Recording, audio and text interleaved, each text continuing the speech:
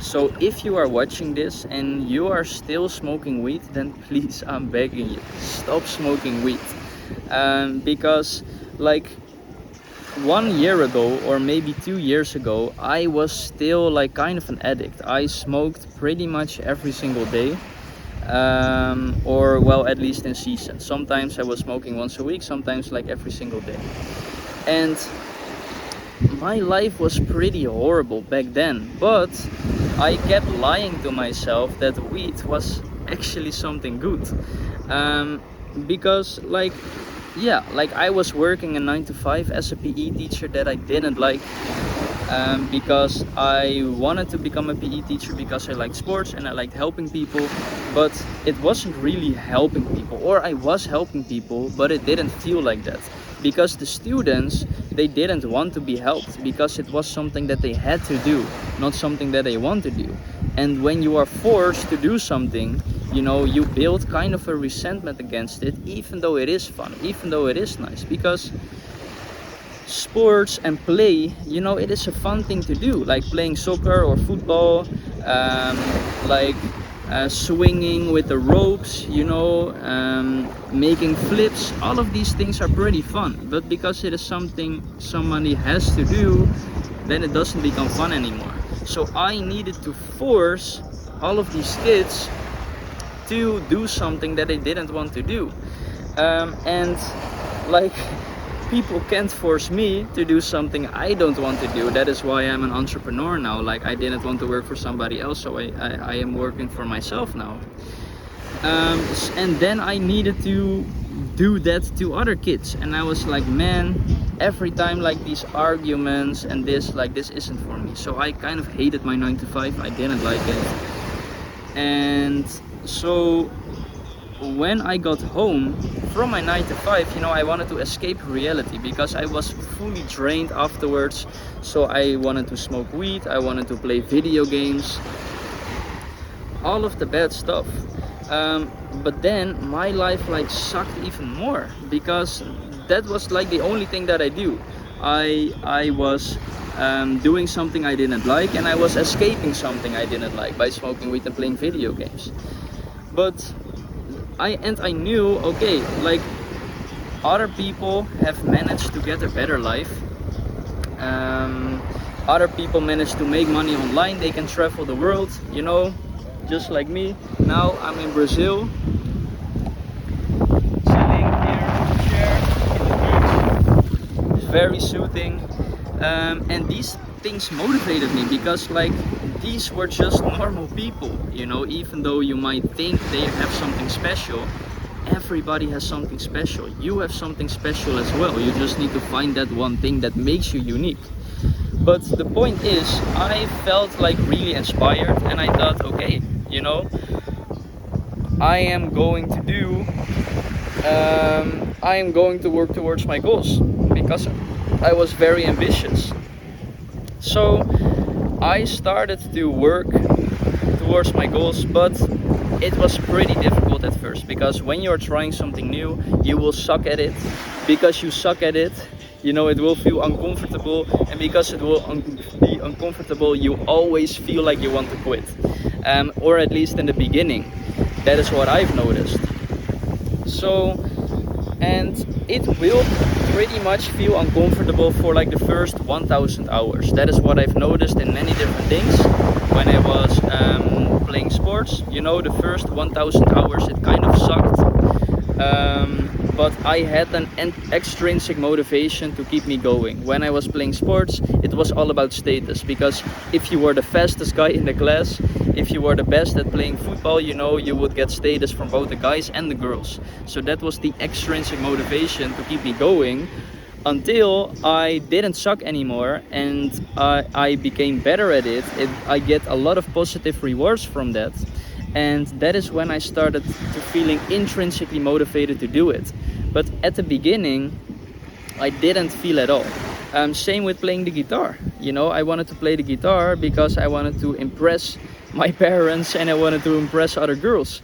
So first, that 1000 hours, it kind of sucked, but after that I became good at it. I get more positive rewards, and it became like I was able to get into like flow state, And after that, I didn't need extrinsic motivation anymore. I was like intrinsically motivated to do these things. You know, same with playing video games. My extrinsic motivation was to be better than my friends. After like 1,000 hours, I became way better at it. I became into flow state, and that is where it became more fun.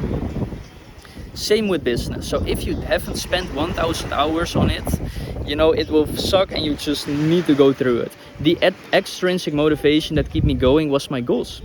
I wanted to achieve freedom. I wanted to live the life that I'm living right now, like chilling at the beach in Brazil while it is winter and freezing in the Netherlands, you know. So after a while it became intrinsically motivated, but the first 1,000 hours sucked. And then my 9 to 5 also sucked. Smoking weed and playing video games was the only fun thing in my life. And so even though deep down I knew that it wasn't good for me because it made me lazy and I probably was better without, my brain kept tricking me into thinking it was actually good for me. Yeah, like weed just makes me more creative. Yeah, just weed makes me like more relaxed, you know. I cannot relax without smoking weed and playing video games.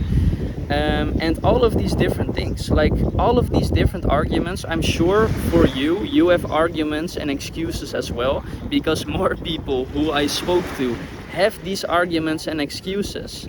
Yeah, it makes me more productive. Yeah, it makes me sleep better. Yeah, I can eat better when I smoke weed.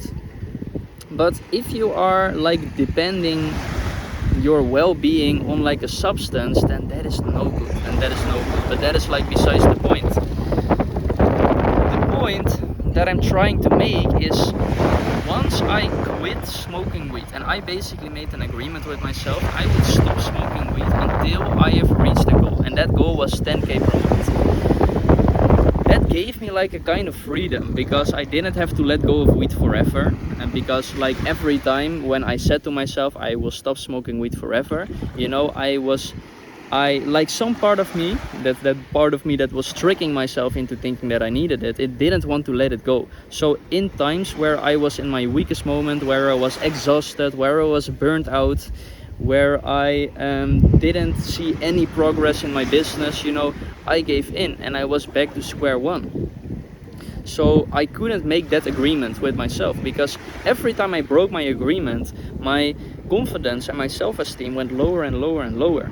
And when I was keeping my and like that is very bad, because then your mental state is like that. On the other hand, you know, if you keep yourself to your own promises, your confidence gets higher and higher and your self-esteem gets higher, and then you feel like on top of the world, because like you're like disciplined. And yeah, so I didn't need to make this agreement with myself anymore to like sacrifice it permanently. I also tried monk mode, you know, doing like a certain period where I would not do these things anymore, but the same thing kept happening. After around halfway across of the monk mode, so when it was 30 days it was 15 days, when it was 60 days it was 30 days, when it was 90 days or 100 days it was around 40 to 50, I was thinking about, oh, after this many days I can do these things.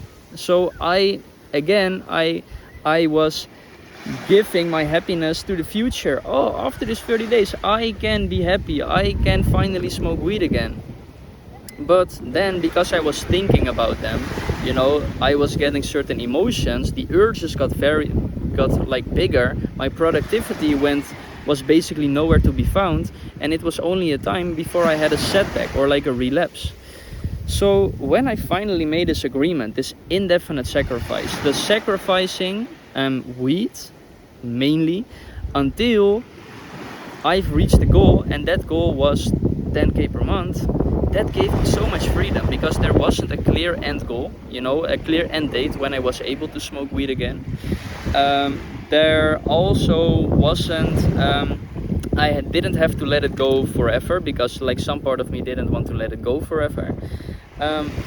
All I knew was that it required action. If I wanted to smoke weed ever again, I needed to achieve my goal, and to achieve my goal I needed to take action. So instead of focusing on the weed, I started focusing on my goal.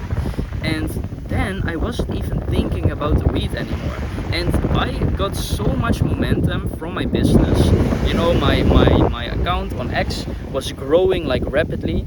You know, consistency was effortless. I was networking left, right, and center. You know, these networks, this networking, it gave me so many opportunities.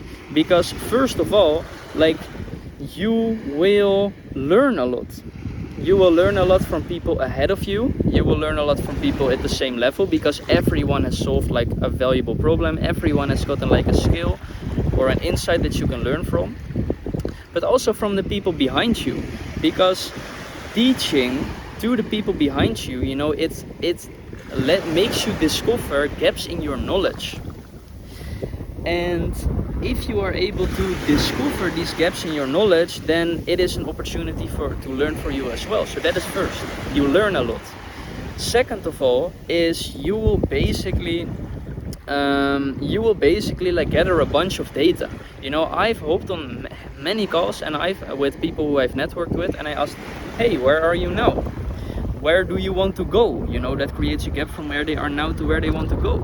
And then what is the biggest bottleneck that is stopping you from getting there?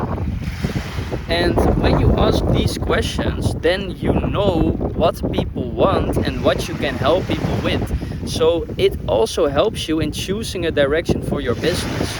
Because what I used to do was just making assumptions. Oh, this probably people will like this. Oh, I really think people will like that. But most assumptions are wrong. The best way to truly figure something out is to test it. And that is what I've done by hopping on a ton of calls.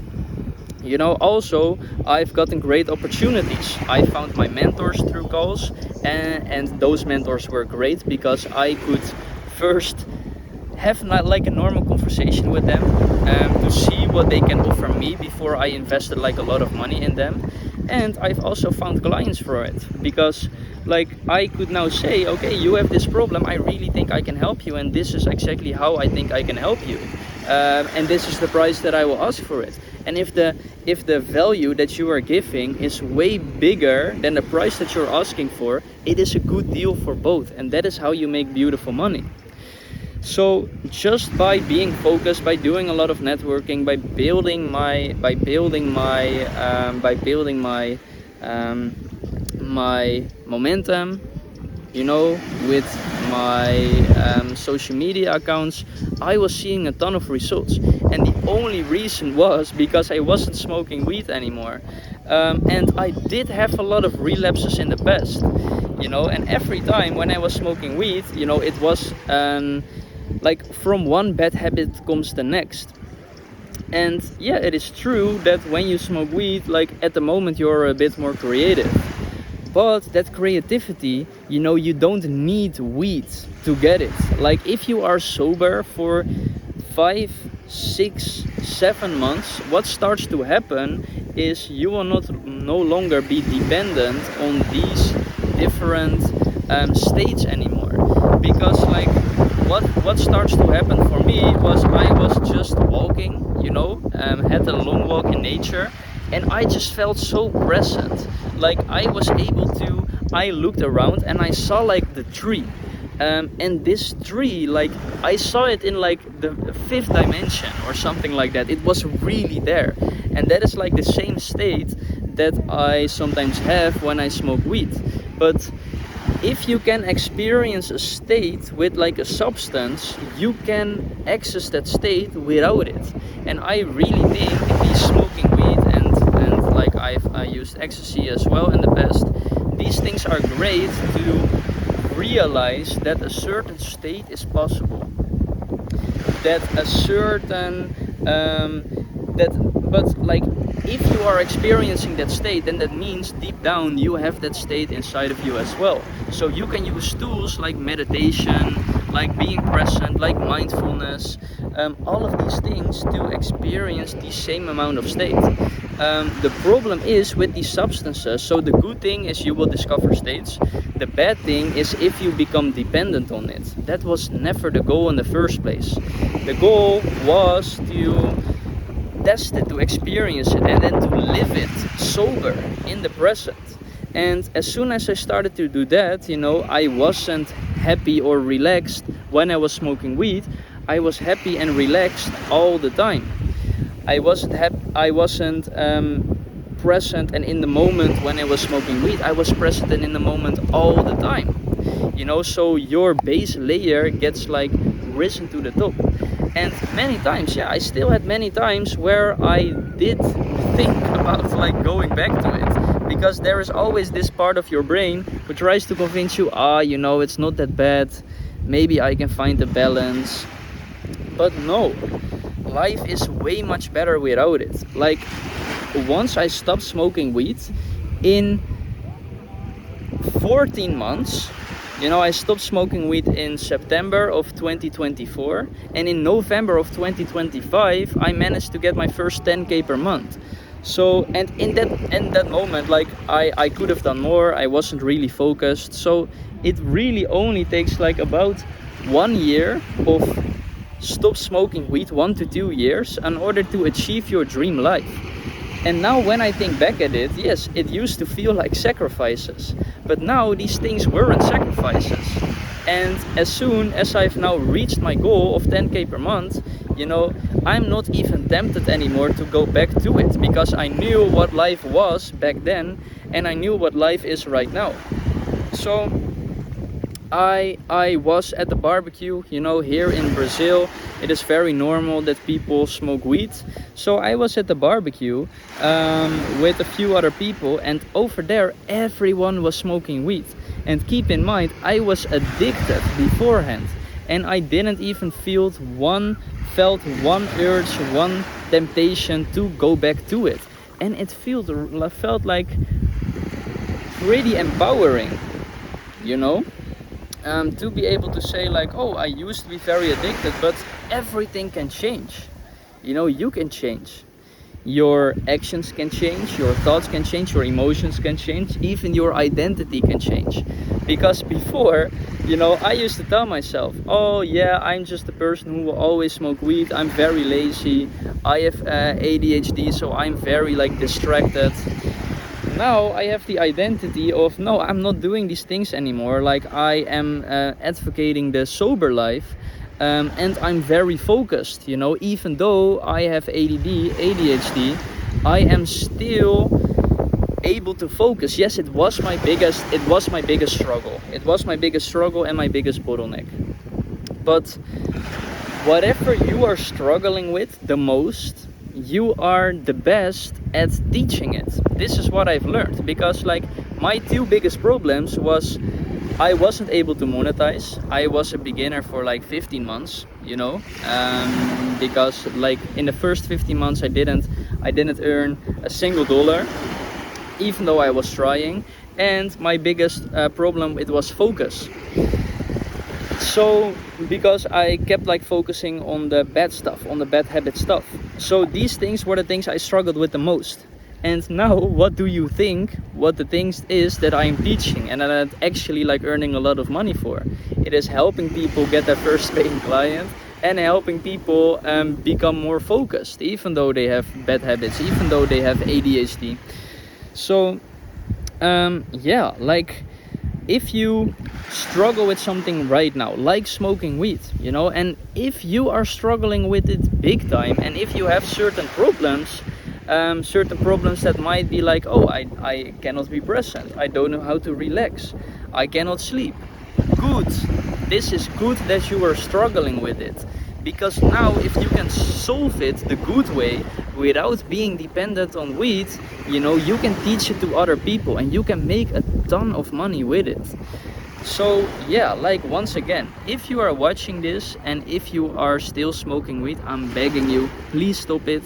Like, try to quit for like a year and see what happens, see where your life is then. And because I've made the agreement to myself, I will stop smoking weed until I've reached my goal. That goal is 10k per month. I reached my goal, I still didn't go back, because life is way better without it, but you have to experience it for yourself to truly understand it. So even though probably your mind might be saying, ah, this guy, I shouldn't listen to that guy because I'm not like him, or he is so different, or I am the special snowflake, like it works very different for me. And because that is what I was thinking as well, you know, I needed to experience it for myself. So please, I'm begging you, stop smoking weed for 1 year and you will thank me later.